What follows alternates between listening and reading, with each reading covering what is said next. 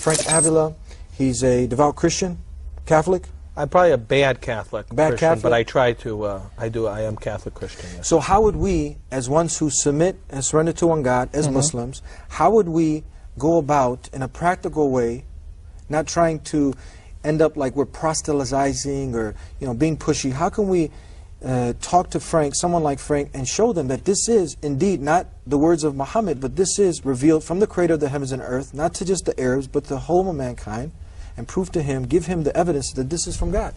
In the end, Bismillah wa salatu wa salam ala Rasulillah, I think that the first acknowledgement is guidance is in the hands of Allah. Yeah. Human beings can make their best efforts to present evidence, but in the end, Allah is the one who turns the hearts.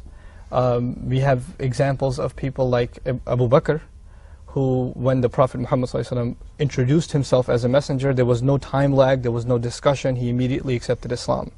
And on the other hand, you have Musa or Moses debating with Pharaoh, and this dialogue is going back and forth over and over, and he sees miracles in front of his eyes, yet he's still not willing to believe. So the first acknowledgement, of course, is that evidence alone doesn't lead somebody to guidance. It is, in the end, their sincerity and then divine intervention. It is Allah who guides. And we ask all of us to be guided. It's not something that we own or anybody else owns. It's the ownership of God, it's the ownership of Allah, and we all beg Allah for guidance. So much so that the Muslim is required in his prayers to ask Allah for guidance. And you don't ask for something you don't already have. So if I already had guidance, I wouldn't be asking for Ihdina Sirat al-Mustaqim, guide us to and along the straight path. So this is something we are in need of as much as anybody else. This is the first thing.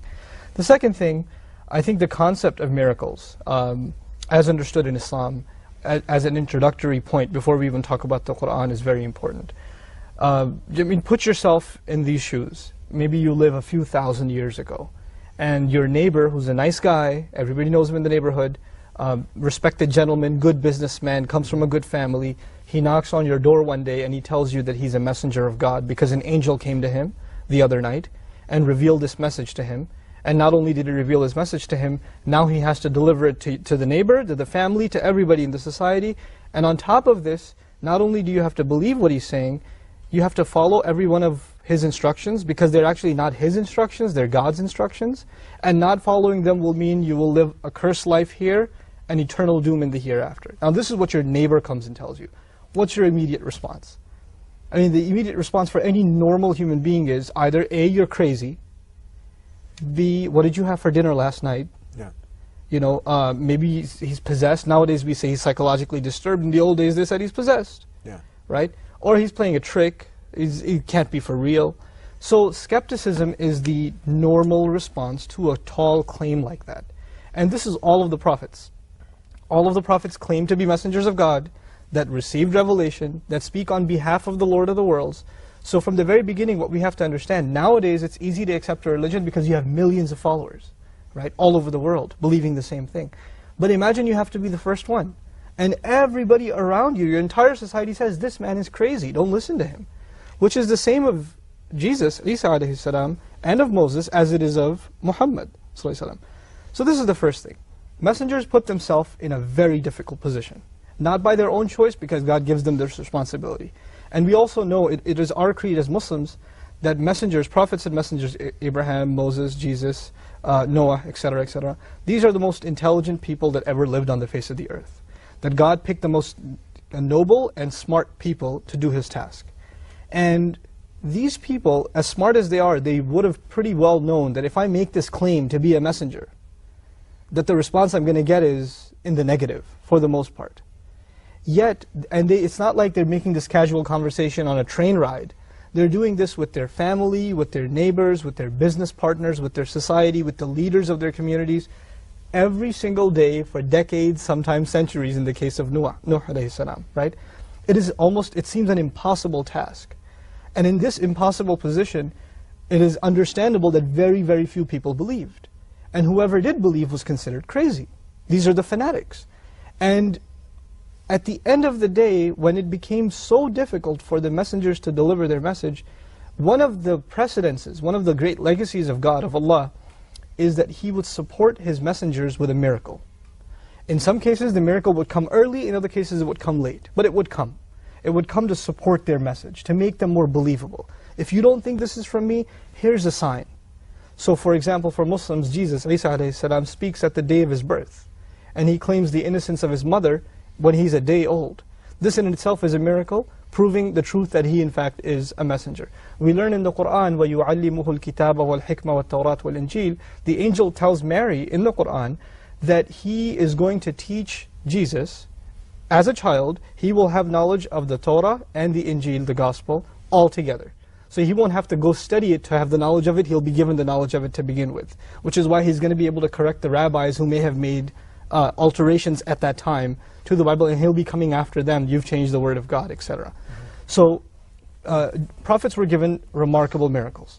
Now if you study the history that is common to Muslims and Christians and Jews, you find miracles like a staff turning into a snake, or a water parting in the case of Moses, or a dead person coming back to life, or the blind being able to see, or a clay bird being blown into and it turns into a real bird.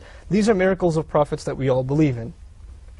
The thing of it is though, Muslims believe that the overwhelming miracle of Islam, of Muhammad ﷺ, is not something visual.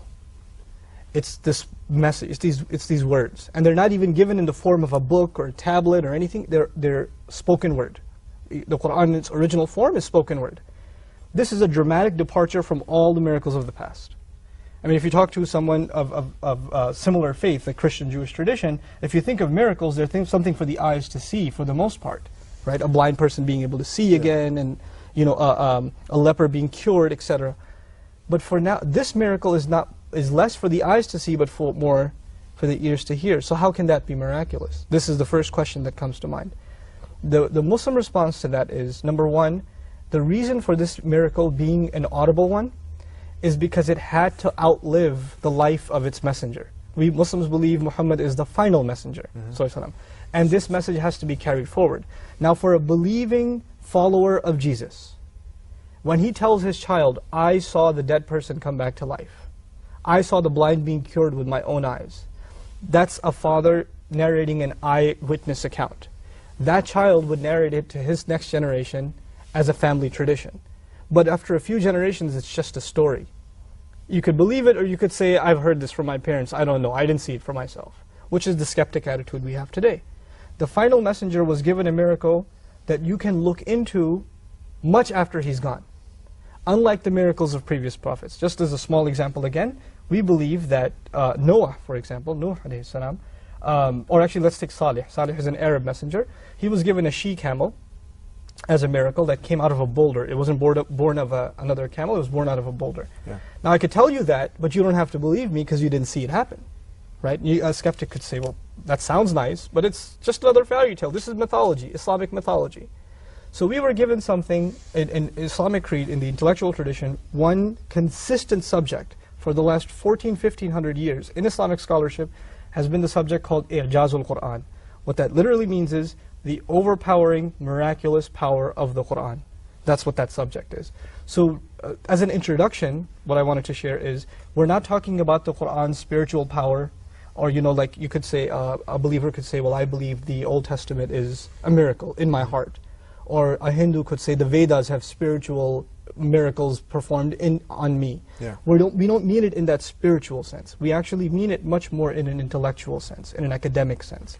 So inshallah we'll talk about that a little bit. Tell us, I want to get Frank involved here. Tell us, Frank, in this book that was compiled over 23 years, it clearly defines who God is. That He's the creator of all, the sun, the moon, Moses, Jesus, Muhammad. He's the creator of man, but He's not a man.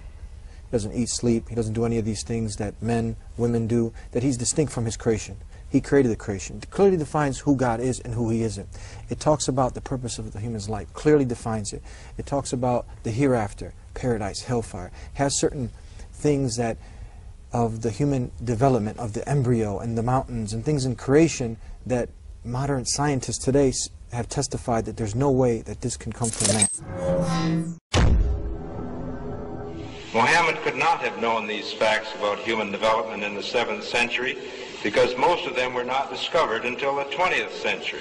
That God transmitted through Muhammad bits of his knowledge that we have only discovered for ourselves in recent times. 1,400 years ago, when the world was immersed in darkness, the Quran was revealed, which brought light to a beleaguered world. And whereas the earlier books came with many scientific mistakes, due to the hand of man having delved into them, the Quran had none of these contradictions. The world thought there could be no reconciliation between religion and science. But the Quran mentioned many scientific facts in great detail, like how a human being developed in the mother's womb, and described other scientific facts which amaze the world's renowned scientists and scientific community.